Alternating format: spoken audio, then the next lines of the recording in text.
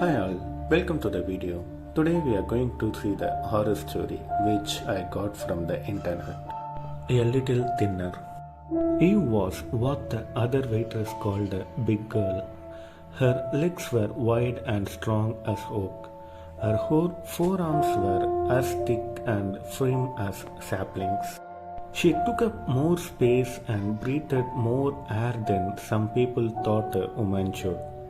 And they reminded her every time she squeezed herself onto the bus, huffing and snickering as if her ear weren't exclusively attuned to sub-vocalized ridicule.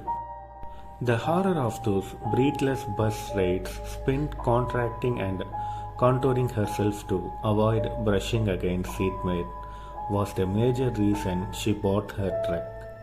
She chose one old Ford, as sturdy and practical as she was. Tonight, driving home after the dinner shift, she gloried in her self-contained solitude.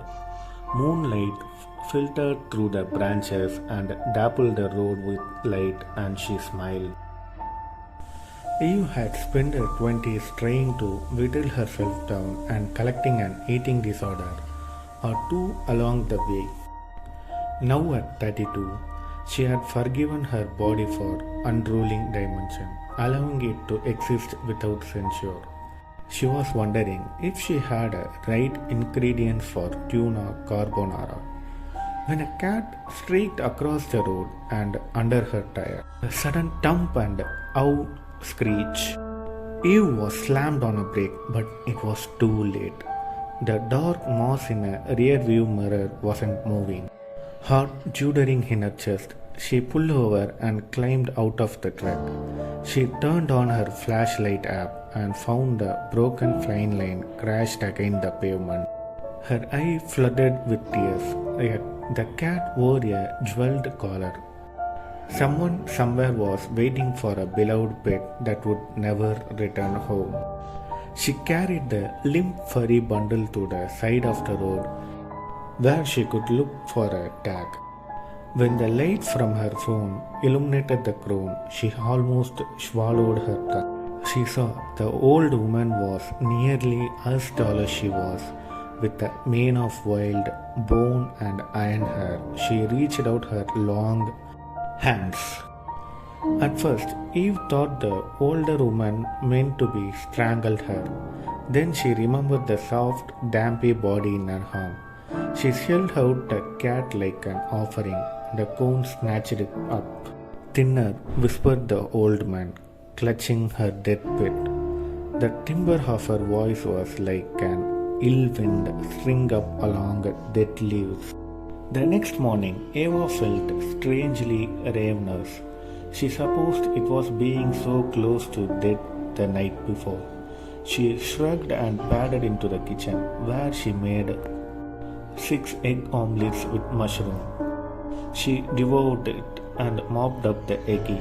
Cheese remained with 4 slices of buttered toast, and she washed it all down with 3 cups of milky coffee. When she was finished, she debated running to the bathroom for quick purge.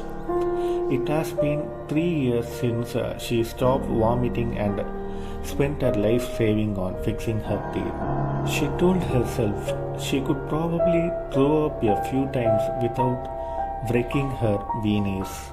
No, you can't. Not again. She took a deep breath and emailed her therapist.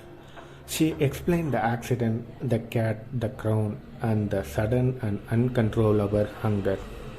She spent the rest of the day in her garden, methodically pulling weeds and trying to ignore the burning sensation in her guts. When it was time to put on her waitress uniform, she cringed with dread. She remembered the bad old days when she would tend to retain water after binge and purge cycle. She fervently hoped she would be able to zip the dress past her midsection. But when she tried, the strangest thing happened. The uniform was loose. Cap, sleeves gaped around her upper arm. The waist was decidedly roomy. Eva grinned. It was a miracle and it's a divine reprieve. And then she remembered the dead cat and the crone whispered, "Thinner." She shivered with the fear and sickly kind of hope with a realization she might have been cursed.